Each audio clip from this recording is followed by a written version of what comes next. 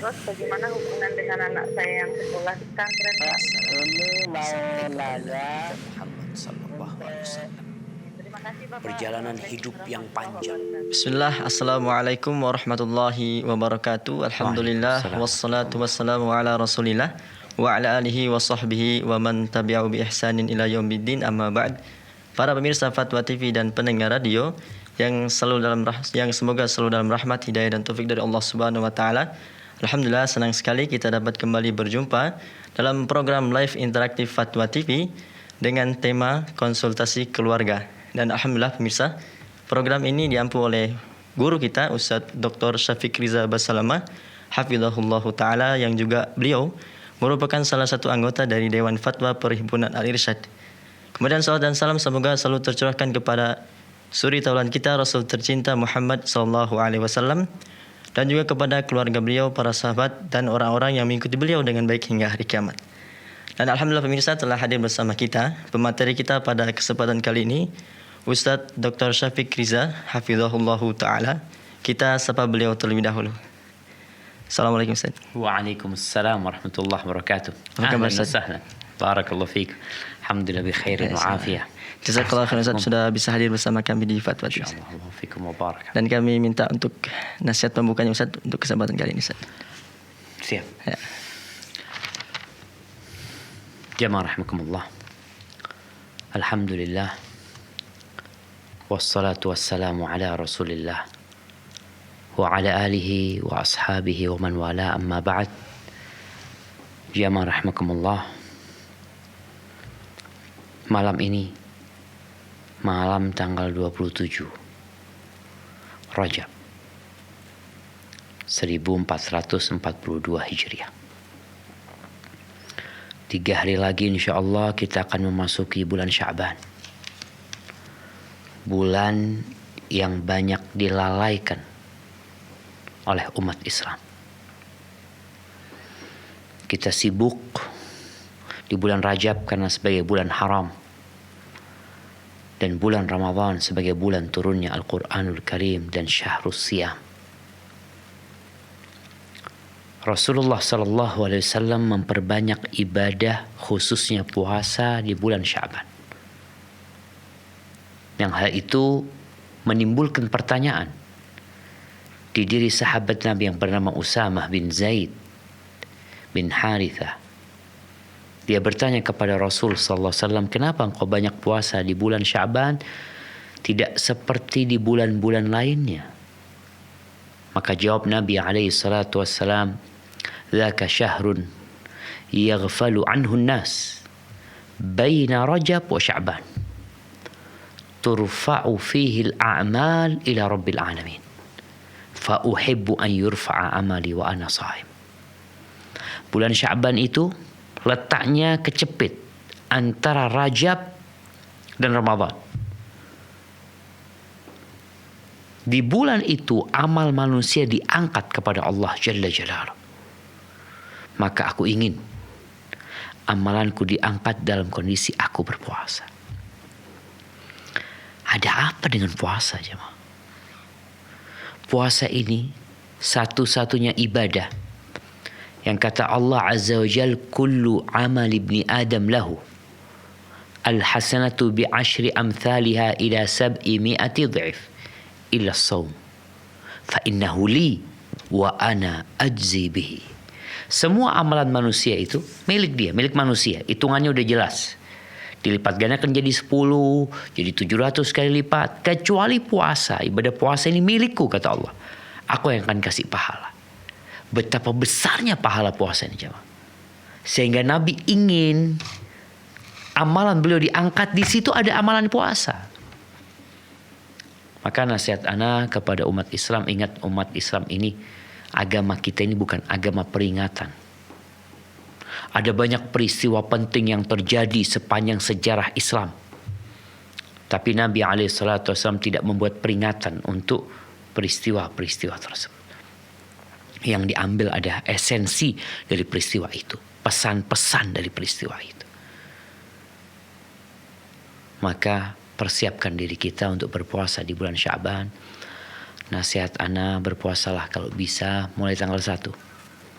Disunnahkan sama Nabi SAW untuk puasa setiap tanggal 1, 2, 3. Setiap bulannya, awal bulan. Nanti kalau bisa puasa Senin Kemis, kalau bisa puasa Daud, terserah lah. Yang penting memperbanyak puasa di bulan Sya'ban ini sambil memperbanyak baca Al-Quranul Karim. InsyaAllah rumah tangga kita nih akan jadi rumah tangga yang dirahmatin dan diridhoi oleh Allah Jalla Jalaluh. Hadza wallahu a'lam bissawab. Jazakallah khairan Ustaz. Demikianlah pemirsa nasihat pembuka dari Ustaz, semoga bermanfaat untuk kita semua. Dan kembali kami informasikan bahwasannya live interaktif kita pada kesempatan kali ini juga disiarkan oleh beberapa stasiun radio. Di antaranya ada Radio Binbas Yogyakarta, kemudian Radio Sahabat Tegal, Radio MD FM Probolinggo, Radio Hang FM Batam, kemudian Radio Amuba Pangkal Pinang, Radio Sago FM Sumatera Barat, Radio Gema FM Bontang, Radio Al-Hikmah Banyuwangi, Radio Tuah FM Riau, Radio Madinah Caruban, dan Radio FM Solo. Dan kami ucapkan jazakumullahu khairan. Dan bagi Anda yang ingin bertanya langsung kepada Ustadz pada kesempatan kali ini, Anda dapat menghubungi line interaktif kami di 0331544687. Dan langsung saja kita bacakan pertanyaan yang sudah ada Ustadz di meja redaksi. Dari Ari Kurniawan Ustadz di Sumatera Utara, Kota Medan.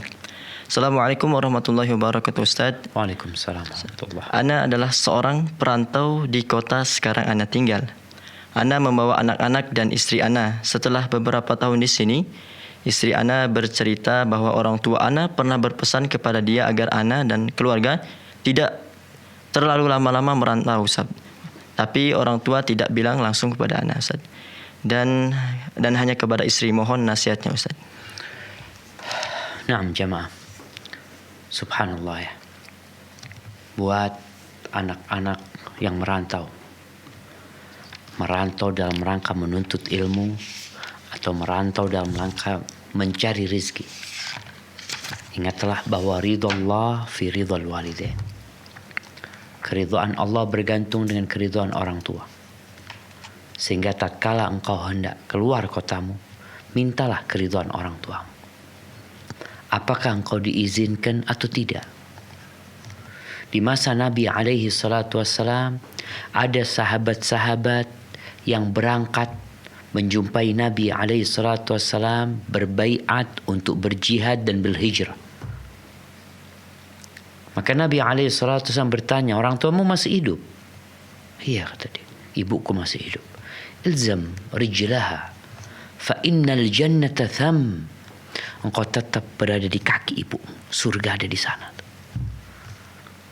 Ada lagi yang meninggalkan negerinya, ada yang Yaman ya, untuk hijrah ke kota Madinah, membuat kedua orang tuanya menangis.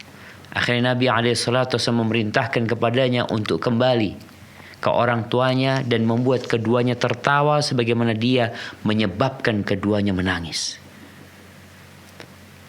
Maka ana rasa buat penanya, kalau engkau bisa segera pulang, pulang. Terkadang orang berpikir dengan merantau rizki dia akan semakin luas, penghasilan dia akan semakin banyak, tapi buktinya udah berapa tahun gak bisa pulang dia. Ini menunjukkan bahwasanya kondisinya ya kurang lebih. Maka lebih baik dia pulang ke kampung halamannya. Mau kerja apa di sana? Insya Allah bumi Allah luas. Kalau tujuanmu pulang untuk berbakti kepada orang tua, ingat, sebab-sebab rizki itu bukan hanya kerja keras. Di antara sebab-sebab yang mendatangkan rizki, kunci-kunci yang membuka pintu-pintu berkah, itu berbakti kepada orang tua, menyambung silaturahim. Yang kata Nabi SAW, man ahabba an yubsata lahu fi rizqihi wa yunsa'a lahu fi atharihi falyasir rahimah. Barang siapa yang ingin rizkinya diluaskan, kemudian ingin umurnya dipanjangkan, sambung rahimnya. Dan kita tahu rahim yang paling dekat adalah rahim ibu kita yang kita keluar dari sana. Perbanyak istighfar, bertawakal kepada Allah, bertakwa kepadanya. Insya Allah Allah akan buka pintu rizki buat antum. Tapi yang terpenting, bagaimana sekarang antum siap-siap pulang sama istri, sama anak. Semoga Allah memudahkan perjalanan antum. Barakallahu fikum. Nah, Jazakallah khairan Ustaz. Demikianlah pemirsa, dan semoga Allah selalu memberikan hidayah dan taufik kepada penanya dan keluarga serta kita semua untuk selalu berbakti pada orang tua. Dan kembali kita bacakan pertanyaan yang Ustaz yang sudah ada. Dari hamba Allah di Jawa Barat, Kabupaten Cirebon, Ustaz. Bismillah, Assalamualaikum warahmatullahi wabarakatuh, Ustaz. Izin bertanya, hati saya selalu gelisah memikirkan suami sulit diajak istiqomah untuk sholat malam, sholat duha, puasa Senin Kamis. Padahal saya sudah berusaha untuk membangun keluarga yang penuh dengan ibadah, Ustaz. Padahal dan suami nganggur sudah puluhan tahun, Ustaz. Dia cuma tidur siang malam begitu. Hati saya selalu marah padanya. Berdosakah saya, Ustaz? Berdosakah suami saya? Gak kerja? Sudah menganggur puluhan tahun, bertahun-tahun, Ustaz, di sini. Tidak sakit jiwa suaminya? Tidak dijelaskan, Ustaz. Nah, ya jemaah rahimakumullah. Yang pertama, ana salut dengan yang bertanya. Karena dia mampu bertahan sama suaminya selama 10 tahun. Suaminya nganggur, berarti kan suami gak kasih nafkah. Makanya apakah suami tidak memberikan nafkah? Apakah istri yang bekerja? Ya? Maka harapan kita para penanya mungkin lebih lengkap lagi ketika menanyakan, sehingga fatwa atau jawaban yang diberikan itu sesuai dengan yang tergambarkan oleh ustadz yang menjawab. Kalau dikatakan tadi ini bisa bertahan 10 tahun, makanya anak salut. Berarti suami punya kelebihan yang menyebabkan istri rela bertahan sama suami seperti itu. Banyak wanita yang setahun 2 tahun suaminya nganggur, gak kasih nafkah, ibadah juga gak semangat. Maka sang istri punya hak untuk gugat cerai. Tapi berarti suami ini punya kelebihan yang membuat sang istri ini mempertahankan dia. Maka ana rasa kalau anti tetap ingin mempertahankan rumah tangga itu baik sekali. Tapi sekarang bagaimana merubah sikap suami. Kalau suami tidak mau melaksanakan yang sunnah, gak apa-apa. Afwan. Yang penting yang wajib-wajib dia kerjakan. Usahakan sholatnya di masjid, ya. Usahakan suami ikut kajian. Karena muslim itu gak ada istilah nganggur. Mungkin dia nganggur dari urusan dunia, tapi dia cari kerjaan urusan akhirat. Dan ini mungkin yang perlu disampaikan kepada suami. Bang, kalau abang mungkin memang gak bisa kerja, ya, atau memang tadi udah nganggur, cobalah memperbanyak menuntut ilmu yang itu akan meninggikan derajat di dunia dan di akhirat. Sambil didoakan suaminya. Terus kerjanya tidur terus. Tidur siang malam. Ya itu apa? Wallahu a'lam, ya. Nah, tapi jelas kalau anti mau bersabar menghadapi dia, semoga itu jadi pahala buat anti. Yang penting suami melaksanakan kewajibannya, yakni kewajiban dia kepada Allah, walaupun tadi mungkin dia tidak memberikan nafkah. Kalau anti ridha, ya ahlan wa sahlan. Tapi kalau anti tidak ridha, maka pintu untuk khulu terbuka buat anti sebenarnya. Dan kalau anti gak bisa memberikan nasihat, mungkin bisa minta tolong orang lain. Kadangkala suami ini egois, dia merasa lebih ngerti, lebih paham daripada istrinya. Sehingga kalau dikasih nasihat dia gak dengerin. Tapi kalau mungkin yang ngasih nasihat sohibnya, orang tuanya, atau kawan baik dia, semoga dia dapat berubah, ya. Sambil terus didoakan suaminya. Hadza wallahu a'lam bissawab. Jazakallah khairan, Ustaz. Demikianlah, semoga yang bertanya dapat dipahami. Dan kembali kami informasikan para pemirsa Fatwa TV dan pendengar radio yang semoga selalu dalam rahmat, hidayah dan taufik dari Allah Subhanahu wa taala. Bagi Anda yang ingin bertanya secara langsung pada Ustaz, Anda dapat menghubungi line interaktif kami di 0331 5446087. Dan kembali kita bacakan pertanyaan Ustaz dari Munawarah, Ustaz, di Jawa Barat, Kabupaten Garut. Masya Allah. Assalamualaikum warahmatullahi wabarakatuh, Ustaz. Waalaikumsalam. Bismillah, izin bertanya, bagaimana ikhtiar akhwat yang orang tuanya masih awam dalam mencari jodoh? Apakah takdir sudah tertulis di Lauhil Mahfuz? Takdir apa ya? Takdir jodoh. Nah, ahibati fillah. Kalau bertanya bagaimana ikhtiar seorang akhwat, bagaimana usaha seorang wanita dalam rangka menunggu jodoh dia, atau mencari jodoh dia dalam kondisi orang tua awam. Banyak orang tua itu berpikir anak nih cari jodoh sendiri. Berangkat kerja, berangkat ke pasar, atau kemana pulang bawa laki-laki. Ini pemahaman orang awam yang banyak seperti itu.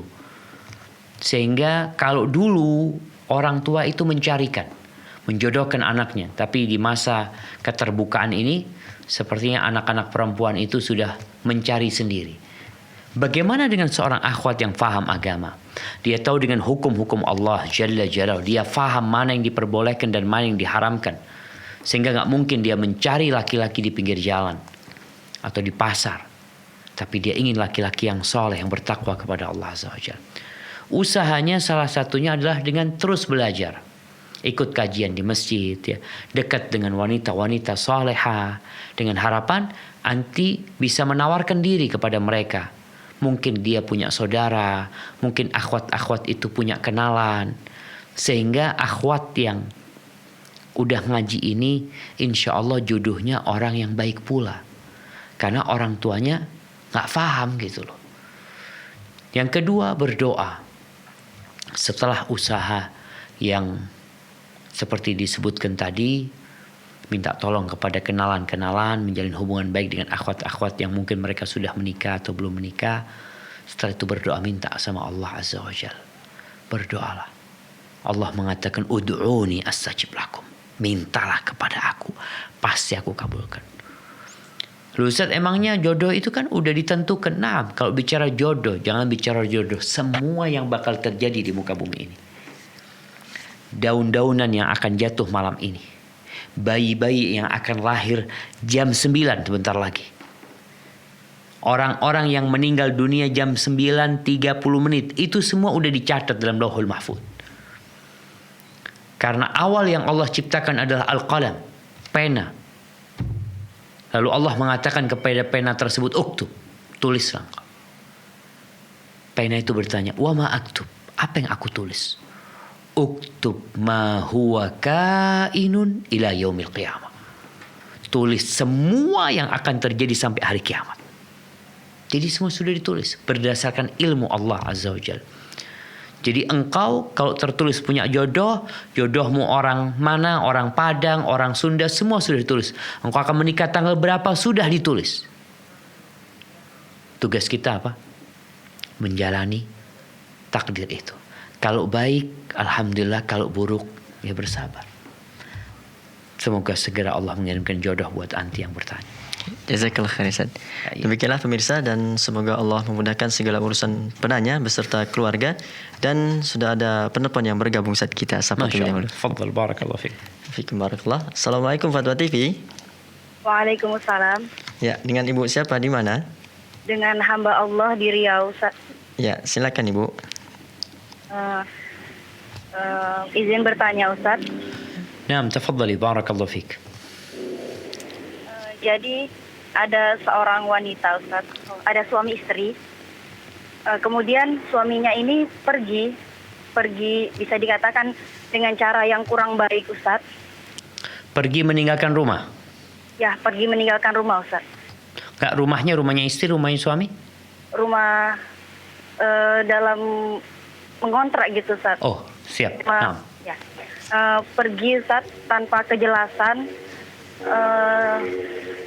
selama beberapa bulan, Ustaz. Jadi bagaimanakah status pernikahan suami istri ini, Ustaz? Taib, afwan. Kalau tadi pergi, dia pergi tidak menghubungi istri setelah pergi? Dia pergi begitu saja, Ustaz, dan tidak ada kejelasan gitu, Ustaz. Dia nggak telepon istri setelah pergi? Tidak, Ustaz. Keberadaan dia di mana juga nggak diketahui? Tidak diketahui, Ustaz. Mungkin pergi bisa dikatakan bukan dikatakan seperti merantau atau apa, tidak, Ustaz. Tapi pergi gitu saja, Ustaz, dengan bisa dikatakan ya kurang baik, Ustaz. Iya, enggak, maksudnya dia kemana nggak ketahuan? Tidak, Ustaz. Subhanallah. Terus komunikasi dengan keluarga suami? Komunikasi dengan keluarga suami tidak, Ustaz. Jadi sang istri ini pun tidak mencari suaminya? Mungkin barangkali karena kesal jadi tidak, Ustaz. Nggak diurusin suami juga. Tapi penyebab perginya juga apa? Ada keributan sebelum suami pergi? Kalau itu anak kurang tahu, Ustaz. Siap. Nah, barakallahu fiik. Cukup Ibu. Ya, yang ditanyakan kan tentang status pernikahannya gitu, ya. Apakah adakah waktu tertentu Ustaz atau beberapa bulan gitu Menanti gitu. apakah jatuh talak gitu, Ustaz? Siap. Nah, barakallahu fiik. Ustaz, Ya. kemudian kalau seandainya suami itu datang kembali dalam tempo waktu berbulan-bulan telah pergi tanpa kejelasan gitu, Ustaz, Ya. kira-kira bagaimana, Ustaz? Iya, artinya yang pertama, kalau perceraian tidak jatuh ya, statusnya tetap suami istri. Statusnya suami istri. Selama istri tidak menggugat cerai, berarti statusnya dia masih istri. Kalau sang istri merasa terzolimi, maka di sini sang istri bisa mengajukan khulu kepada pemerintah, kepada pihak yang bertanggung jawab, mengatakan suami ana nggak tahu kemana, ana minta diputuskan, berpisah sama dia. Ini kalau suami tadi memang nggak bisa dihubungin. Jadi kalau status pernikahannya tetap dia suami istri, walaupun sampai 2 tahun, 3 tahun, 4 tahun. Jadi nggak otomatis istri ini jadi janda gitu loh, enggak. Sang istri perlu mengajukan kepada pihak terkait bahwasanya suaminya nggak ada. Nanti pihak KUA atau pihak pengadilan agama ya yang akan memutuskan bahwasanya udah engkau mulai hari ini dianggap diceraikan. Kalau ngugut khuluk, maka dari saat ditentukan itu dia mulai masa iddahnya. Seperti itu.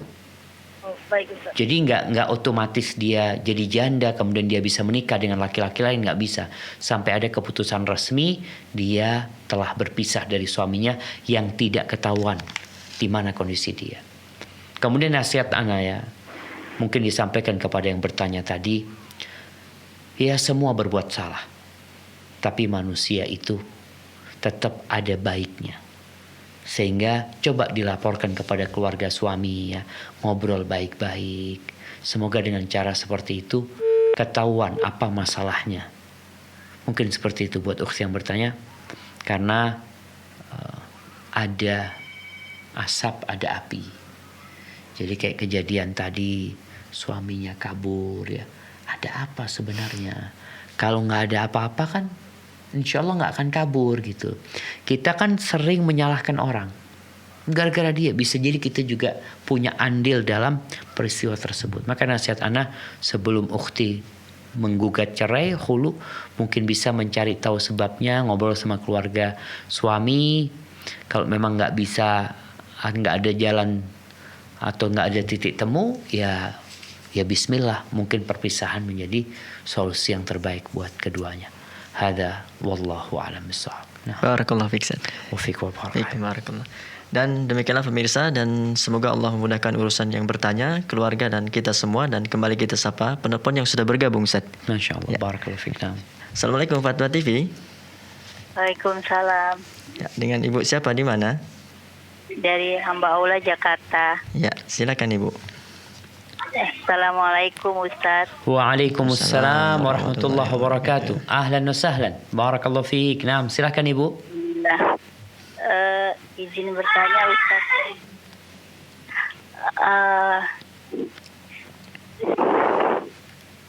Ustaz mau bertanya. Naam, silakan. Gimana ya mengajak suami itu susah banget untuk ke kajian sunnah. Padahal TV saya hampir semua kajian sunnah. Dia tuh jarang banget untuk nonton gitu, Ustaz. Naam, tapi suami sholat 5 waktu. Sholat 5 waktu, iya. Tapi untuk sholat sunnah susah juga, Ustaz. Saya juga bingung gitu. Udah saya rayu, udah saya bujuk, tetap susah gitu. Masya Allah. Dirayu dengan apa suaminya Ibu? Apa aja gitu, Ustaz. Saya bingung. Saya juga bingung, saya pengen banget. Kadang-kadang kalau pelan-pelan gitu dari malam sampai pagi, kadang suka mau juga sih kayak. Alhamdulillah. Tapi susah banget gitu untuk nonton TV ini. Masya Allah. Sibuk dengan handphonenya suami? Iya, memang suka sibuk sama handphonenya. Gimana ya Ustadz ya? Siap, Ya. siap Ibu. Cukup Ibu? Gitu. Oh, Afwan itu aja Ustadz. Siap, insya Allah. Barakallahu fiik. Buat Ibu yang bertanya ini di Jakarta ya. Iya. Jadi memang berkaitan dengan suami yang susah diajak kajian ya. Diajak ibadah sunnah. Harus cari tahu apa penyebabnya. Mobil yang bagus itu kadang-kala nggak bergerak disebabkan bensinnya habis atau rodanya kempos. Maka yang harus dilakukan seorang agar mobil yang bagus itu bisa jalan, diisi bensinnya, rodanya dipompa. Maka anak rasa yang perlu ibu tadi, anak kan tanya sama ibu, dirayu dengan apa suaminya? Terkadang yang perlu disampaikan kepada suami fadilah, keutamaan. Kenapa sih kita ngaji? Kenapa kok nggak yang lainnya gitu loh?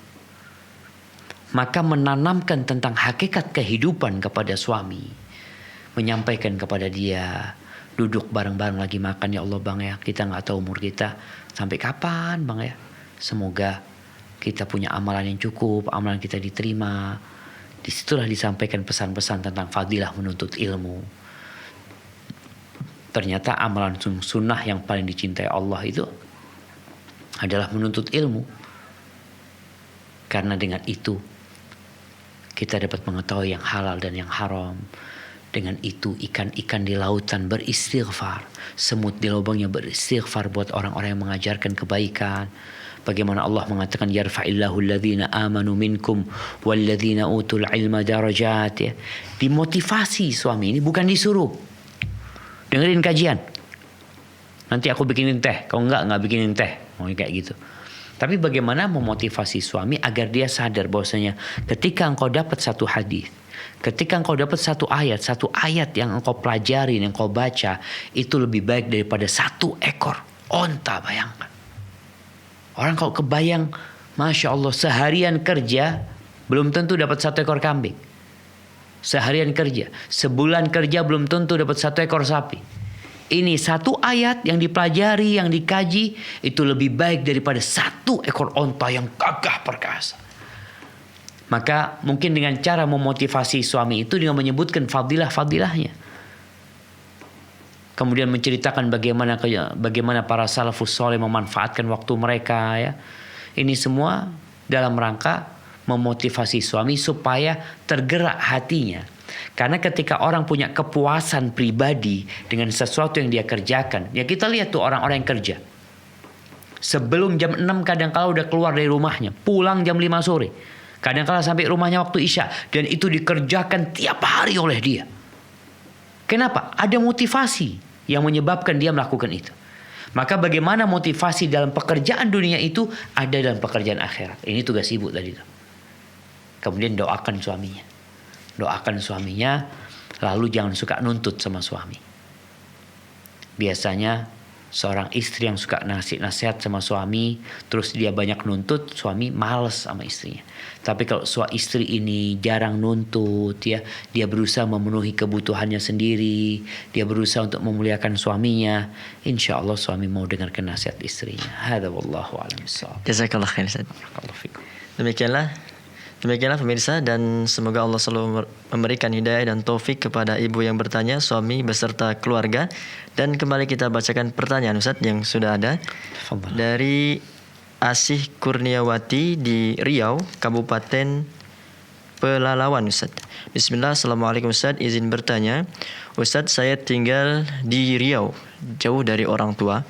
Orang tua saya tinggal di Jawa. Saya sangat rindu ingin bersilaturahmi dengan orang tua, dan orang tua pun rindu kepada saya. Cuman karena keterbatasan ekonomi kami tidak bisa menjumpai ibu Ustaz. Pertanyaannya, bagaimana hukumnya jika saya tidak bisa menemui orang tua saya dalam waktu yang cukup lama karena keadaan ekonomi Ustaz? Apakah saya berdosa? Syukran, jazakallah khairan. Ini istri kayaknya yang bertanya. Istri Ustaz. Istri ya, naam, sahih. Iya. Jamaah rahimakumullah. La yukallifullahu nafsan illa wus'aha. Allah Rabbul Alamin itu tidak membebani hambanya lebih dari kemampuan dia. Seorang anak perempuan memiliki kewajiban yang sama dalam berbakti kepada orang tuanya. Akan tetapi tatkala dia sudah menikah, maka kebaktian dia kepada orang tuanya ada keterbatasan. Karena dia memiliki suami yang dia tidak boleh keluar rumahnya kecuali dengan izin suaminya.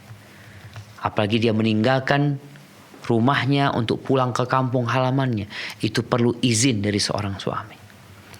Kalau dikatakan tadi sang istri udah rindu sama orang tuanya, ibunya juga rindu sama dia, tapi karena urusan ekonomi yang menyebabkan dia nggak bisa pulang umpamanya. Apakah dia dosa? Insya Allah nggak dosa.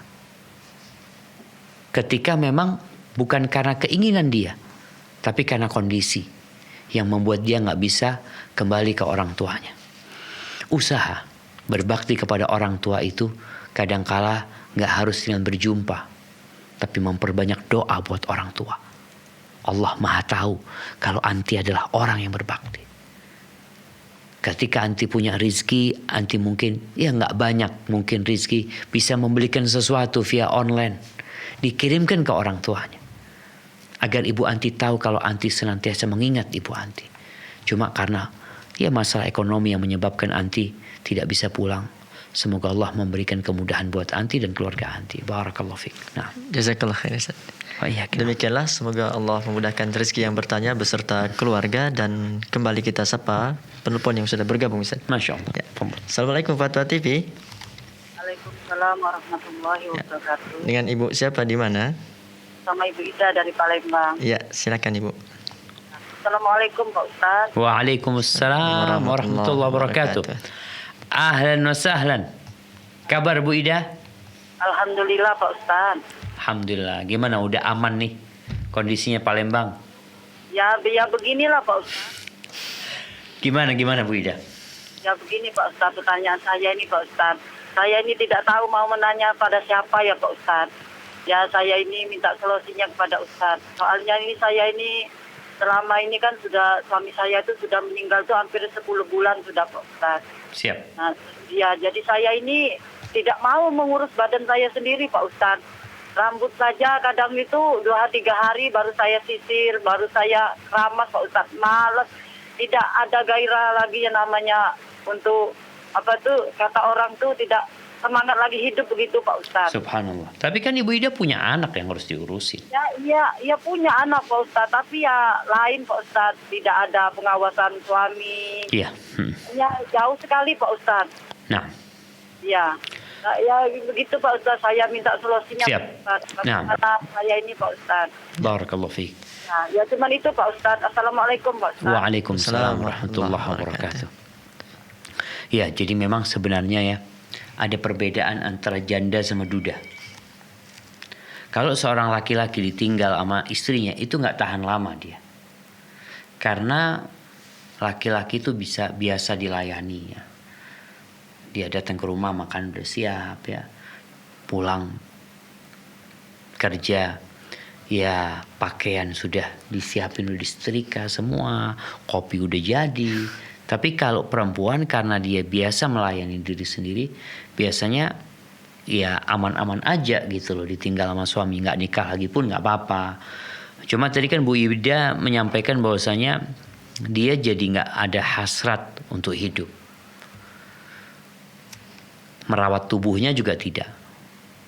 Karena mungkin dulu Ibu Ida suka menjaga tubuh dan merawatnya untuk suami. Tapi suami nggak ada Ustaz. Terus gimana? Maka rawatlah tubuh itu untuk Allah Azza wa Jalla. Dalam rangka melaksanakan sesuatu yang dicintai oleh Allah Jalla Jalla. Tubuh ini titipan Allah.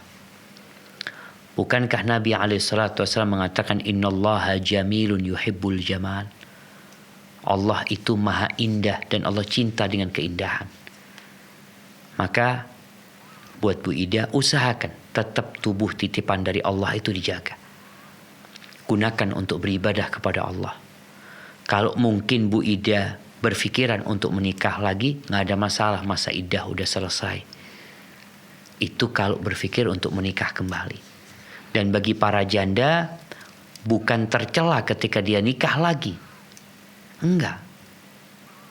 Kita tahu bagaimana para sahabat Nabi, Abu Bakar meninggal dunia, istrinya dinikahin sama sahabat yang lainnya.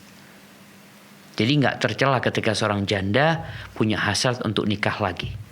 Tapi kalau dia enggak punya hasrat untuk itu, dia mau fokus mendidik anak-anaknya, maka itu lebih baik buat dia ketika dia bisa menjaga diri. Karena itu akan jadi amal soleh seorang wanita ketika dia membesarkan anak-anaknya. Tadi mungkin suami udah gak ninggalin apa-apa, tapi istri berusaha untuk bekerja memenuhi kebutuhan mereka, maka itu akan jadi pahala yang besar. Maka hendaklah Bu Ida selalu ingat, dan setiap wanita ingat, bahwa kita diciptakan di muka bumi ini bukan untuk bersenang-senang. Dan kita diciptakan bukan untuk hiburan di sini, tapi kita diciptakan di dunia untuk beramal. Dan Allah mengatakan, liyabluwakum ayyukum ahsanu amala, untuk menguji siapa di antara kalian yang paling baik amalannya. Maka perbanyak amal soleh buat Bu Ida, perbanyak istighfar ya. Kemudian adakan kegiatan-kegiatan, aktivitas-aktivitas yang berguna buat dia, buat keluarga, buat masyarakat. Apa yang bisa dia berikan kepada tetangganya, kepada keluarganya. Karena sejatinya orang yang paling dicintai Allah adalah yang paling bermanfaat buat orang lain. Barakallahu fiik. Nah. Jazakallah khair Ustaz. Ya, demikianlah, semoga Allah selalu memudahkan urusan Bu Ida beserta keluarga di Palembang. Dan kembali kita sapa penelpon yang sudah bergabung Ustaz. Masya Allah, tafadhol. Assalamualaikum Fatwa TV. Waalaikumsalam warahmatullahi. Ya, dengan Bapak siapa di mana? Dengan Wahyu di Bekasi. Ya, silakan Bapak. Assalamualaikum Ustaz. Waalaikumsalam warahmatullahi wabarakatuh. Ahlan wa sahlan. Kabar Mas Wahyu? Alhamdulillah baik Ustaz. Hayyakumullah. Nah, tafadhal. Gimana, udah gak banjir lagi? Alhamdulillah sudah surut Ustaz. Alhamdulillah. Nah, tafadhal Mas Wahyu. Gini Ustaz, insyaallah ana berniat ingin poligami dengan ta'adud ya. Masya Allah, mabruk. Dan alhamdulillah istri ana sangat mendukung ya, dan sudah kenal dengan akhwat ini gitu. Nah, cuman ada sedikit yang buat kami bimbang, buat kami ada sedikit kebingungan adalah saat ini kan akhwat ini kan masih bekerja di Arab gitu ya, dan akhwat ini kadang-kadang bertanya ke anak tentang bimbingan tentang agama gitu, tentang kehidupan sehari dengan agama dan lain-lainnya seperti itu. Nah, batasan ana di dalam menasihatin dia akhwat ini itu sejauh mana? Selama ini ana menasihatin dia disaksikan sama istri ana gitu.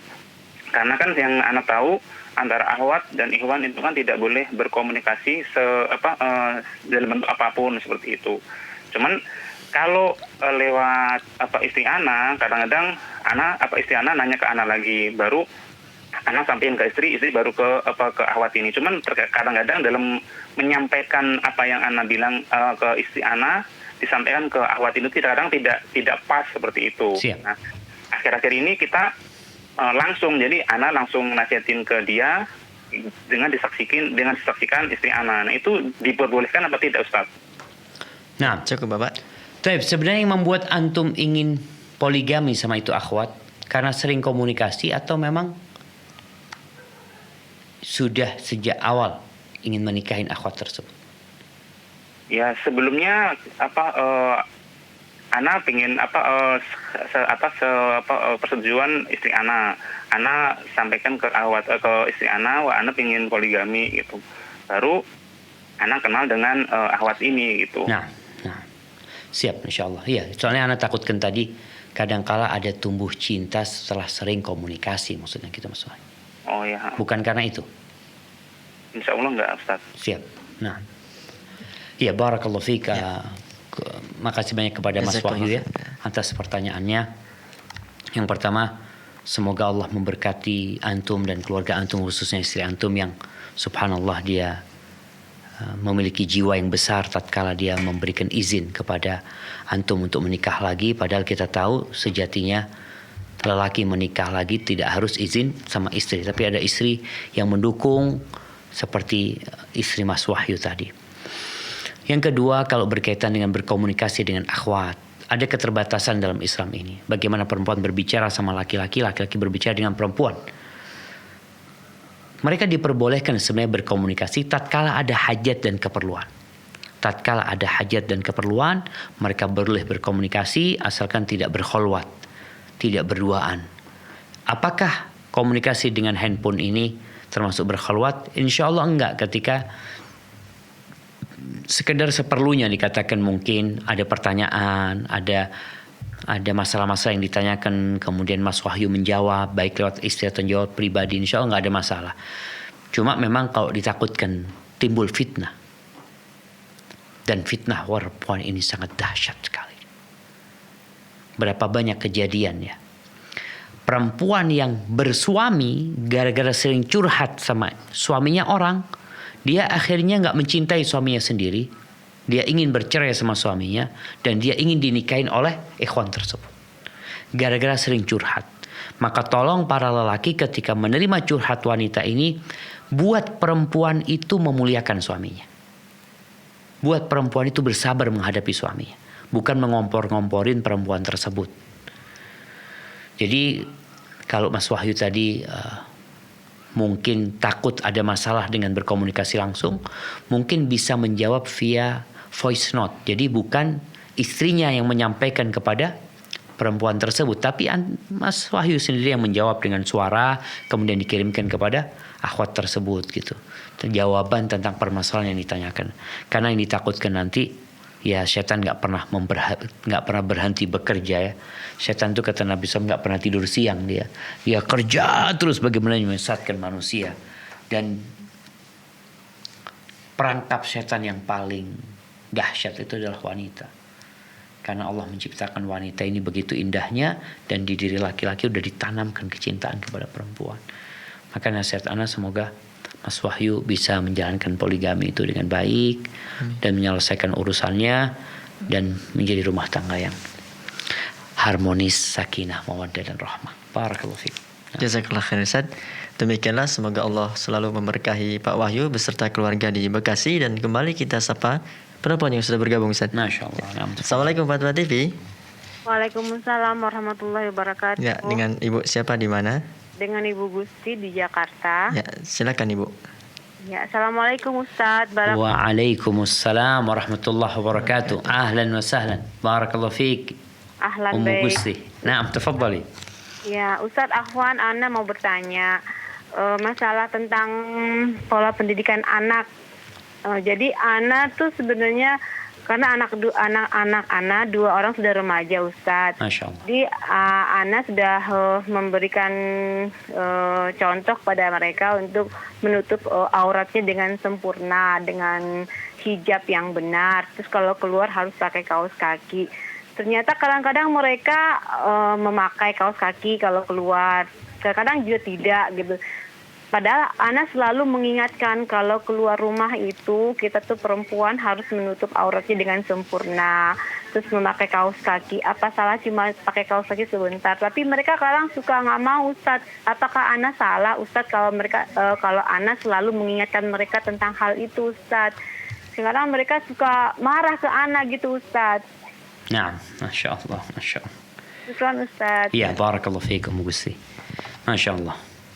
Ya, ini sebuah kepedulian orang tua kepada anaknya ya. Berangkat dari firman Allah Azza wa Jal, Ya ayyuhalladzina amanu qu anfusakum wa ahlikum nara. Wahai orang-orang yang beriman, jagalah diri kalian dan keluarga kalian dari api neraka. Banyak orang tua menjaga anaknya dari panas mentari. Jangan sampai wajah anaknya kena flex, hitam, kusam. Tapi sedikit orang tua yang menyelamatkan wajah anaknya dari api neraka. Ummu Gusti, kepedulian itu bentuk menjaga anak dari api neraka.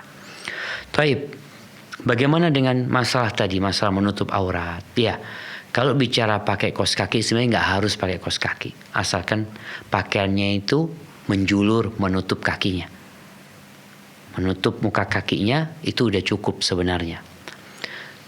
Kalau memang pakaiannya panjang, tapi kadang-kala pakaiannya nggak panjang gitu, apalagi anak-anak remaja, mereka pakai baju yang di atas mata kaki, kadang-kala seperti itu, karena dia suka bermain, takut kotor ini itu, maka mungkin diingatkan untuk pakai kaos kaki umpamanya.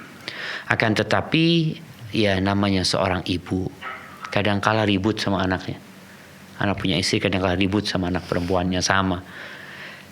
Maka harus bersabar. Jadi selain memberikan nasihat, dimotivasi keimanan. Anaknya dimotivasi tentang tujuan hidup. Dimotivasi tentang Allah Azza wa Jal yang menciptakan segala-galanya. Dengan cara seperti itu, yang diharapkan anak ini bukan hanya karena orang tua pakai pakaian yang menutup aurat, tapi dia menutup auratnya karena Allah Azza wa Jal. Sambil terus didoakan anaknya, karena hati anak itu ada di tangan Allah Jalla Jalaluhu. Hadza wallahu a'lam bissawab. Barakallahu fiik. Demikianlah, semoga Allah selalu memberikan hidayah dan taufik kepada ibu yang bertanya beserta keluarga. Dan sudah ada penelpon yang sudah bergabung, Ustaz. Kita sapa kembali. Assalamualaikum Fatwa TV. Waalaikumsalam warahmatullahi wabarakatuh. Ya, dengan ibu siapa di mana? Dengan Marda di Sulawesi. Ya, silakan ibu. Oke. Assalamualaikum warahmatullahi wabarakatuh, Ustaz. Waalaikumsalam warahmatullahi wabarakatuh. Ahlan wa sahlan. Ibu Marda, naam, tafadhali. Baik, Ustaz. Nah.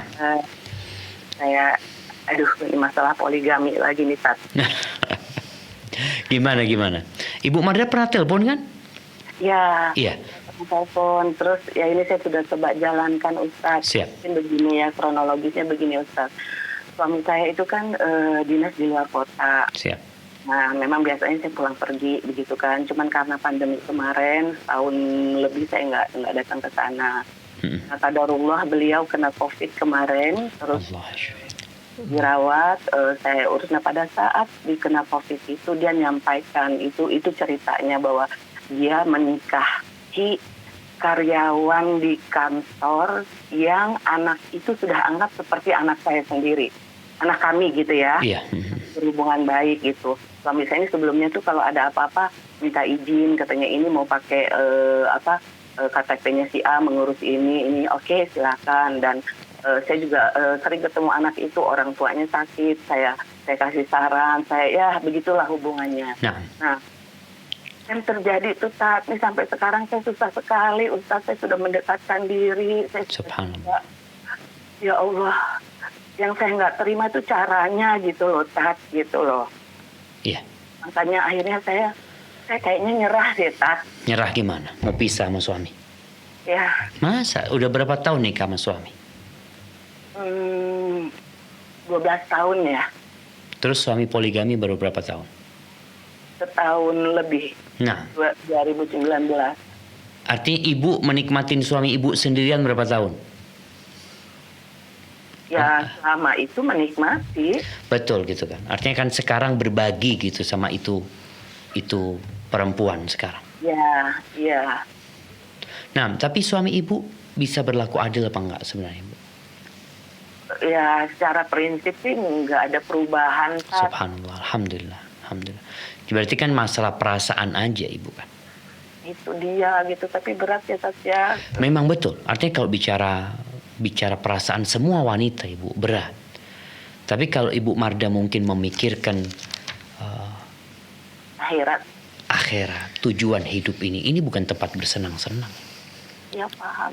Kita ini bukan mau bersenang-senang. Adapun kalau ibu tadi bicara suami nikah lagi, memang selama ini suami itu nggak bersama ibu. Artinya kalau ibu dia bekerja berbulan-bulan, mungkin berpekan-pekan nggak pulang, nggak ada masalah buat ibu sebenarnya. Tapi karena menikah aja ini yang jadi ujian buat ibu nantinya seperti itu. Maka anak rasa kalau ibu menyerah, nggak boleh menyerah. Seorang muslim nggak boleh menyerah. Ibu.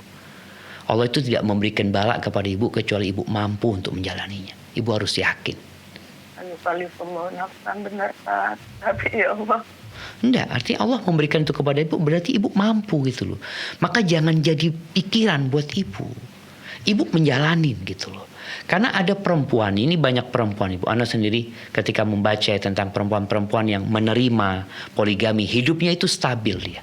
Tapi ketika dia tidak menerima, yang akan terjadi tersiksa batinnya. Dan Anda rasa ibu sekarang tersiksa hidupnya.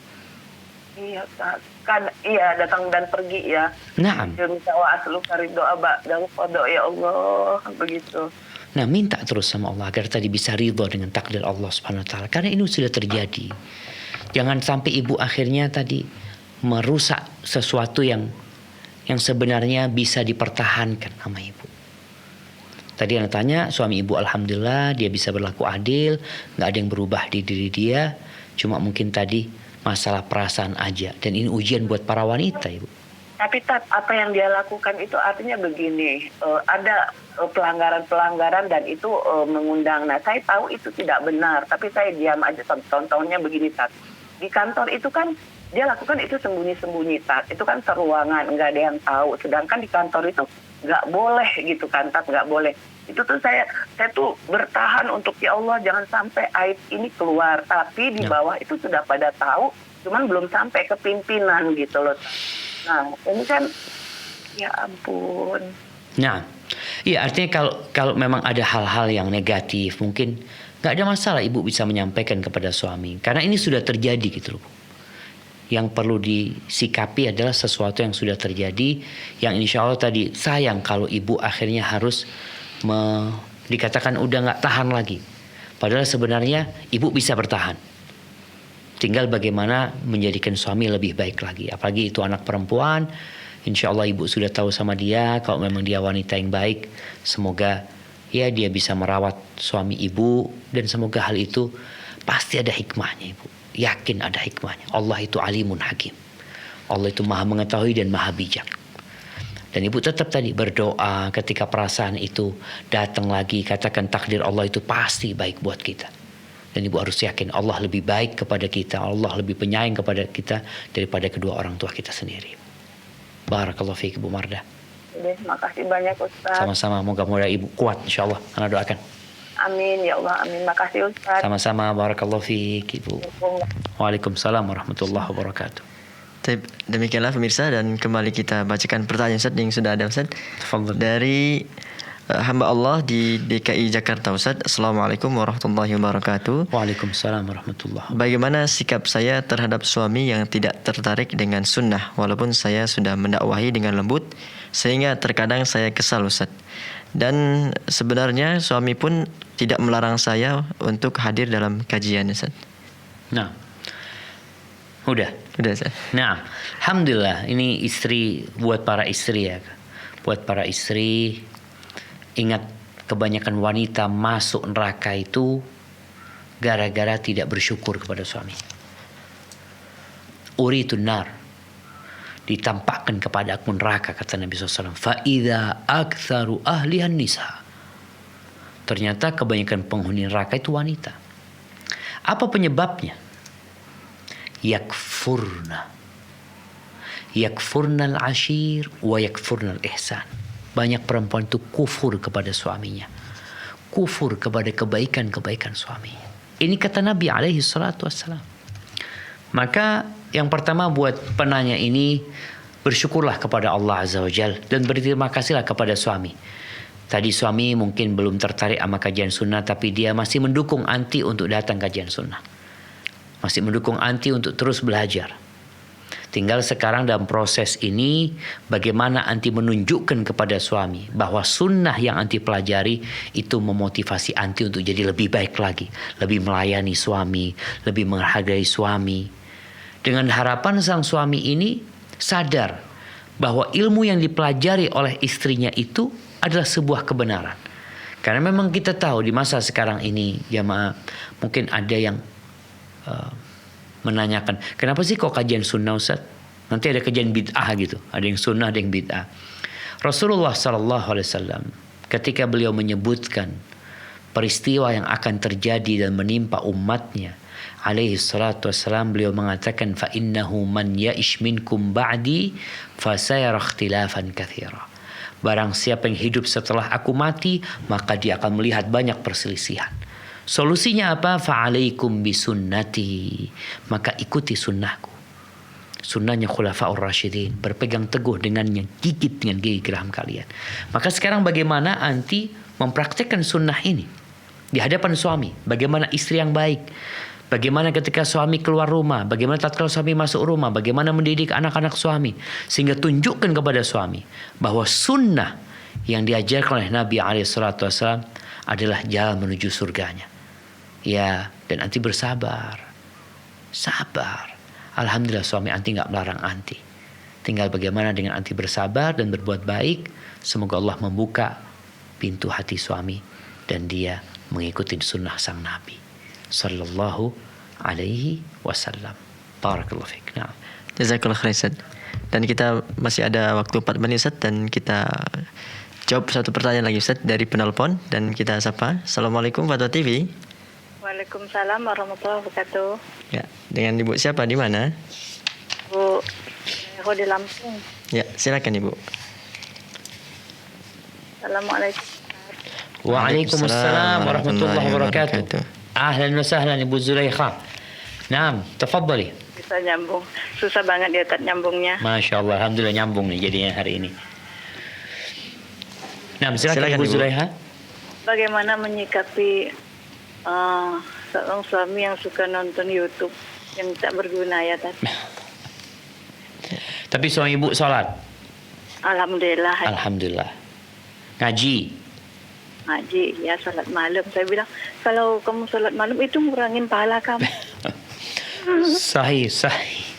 Entah semua yang di bumi dunia ini dilaknat Allah kecuali berzikir. Saya bilang itu berulang-ulang. Tapi dia kayaknya udah kecanduan deh. Subhanallah Ibu. Naam Ibu Zulaikha, barakallahu fiik ya. Ya. Ya, inilah lika-liku kehidupan ya. Kadangkala ada suami yang dapat istri sibuk dengan handphonenya, ya, nonton ini, nonton itu, sehingga menelantarkan kewajibannya. Tapi ada yang model tadi tuh, suaminya yang kayak gitu. Tapi yang rasanya Bu Zulaikha, kalau suami alhamdulillah dia sholat malam juga alhamdulillah. Kemudian dia juga mungkin bertanggung jawab ya. Tinggal sekarang bagaimana mengurangi atau tontonan suami itu diganti dengan tontonan yang bermanfaat. Sehingga harapannya suami ibu bisa terus fokus ibadah, tambah baik ibadahnya, kemudian tontonan itu ada yang bermanfaat. Dan mungkin tugas itu tetap bersabar, wa tawassaw bil haq wa tawassaw bis sabr. Tatkala suami nonton sesuatu, mungkin ibu bisa usulkan, nih bang ada tontonan yang bagus nih. Sehingga harapannya akan berganti tontonan yang kurang bermanfaat menjadi tontonan yang manfaat. Ada tontonan-tontonan yang boleh, tontonan-tontonan yang bermanfaat, mungkin bukan urusan agama. Ada tontonan yang urusan bikin kue, mungkin ada keterampilan, ada tentang dokumentasi, ada hal-hal yang berguna. Mungkin suami diajak untuk menonton yang seperti itu sambil diingatkan ya, hati kita ini lemah bang ya, takut kalau nonton yang macam-macam. Tadi sholat malam kita nggak khusyuk, ibadah kita nggak khusyuk ya. Mungkin seperti itu. Rasa suami ibu bisa untuk jadi lebih baik. Tapi bagaimana ibu menjaga hubungan itu agar tidak terjadi keributan dalam rumah tangga. Hadza wallahu alam. Buat Ibu Zulaikha, doakan terus suaminya dan terus berusaha sekuat tenaga, berikan pelayanan yang terbaik dan tunjukkan kepada suami kalau Ibu Zulaikha mencintai dia dan menghargai dia. Hadza wallahu alam bissawab. Jazakallah khairan. Dan tadi adalah pertanyaan terakhir kita Ustaz. Masya Allah, barakallahu fikum. Jazakallah khairan atas waktu dan ilmunya Ustaz. Semoga kita dapat kembali bertemu di lain kesempatan Ustaz. Allahumma amin. Jazakallah khair, barakallahu fikum. Fikum barakallah. Demikianlah para pemirsa Fatwa TV dan pendengar radio yang semoga selalu dalam rahmat hidayah dan taufik dari Allah Subhanahu wa taala. Anda dapat terus menyaksikan live interaktif Fatwa TV dari hari Senin hingga Jumat, dan bagi Anda yang ingin mengetahui informasi seputar Fatwa TV dan Dewan Fatwa Perhimpunan Al-Irsyad, Anda dapat mengunjungi website kami di www.dewanfatwa.com. Dan kita tutup kesempatan kita pada kali ini dengan doa kafaratul majlis. Subhanakallahumma bihamdika asyhadu an la ilaha illa anta astaghfiruka wa atubu ilaik. Wassalamualaikum warahmatullahi wabarakatuh. Ya Allah. Terus bagaimana hubungan dengan anak saya yang sekolah di pesantren? Muhammad sallallahu alaihi wasallam. Terima kasih Bapak. Perjalanan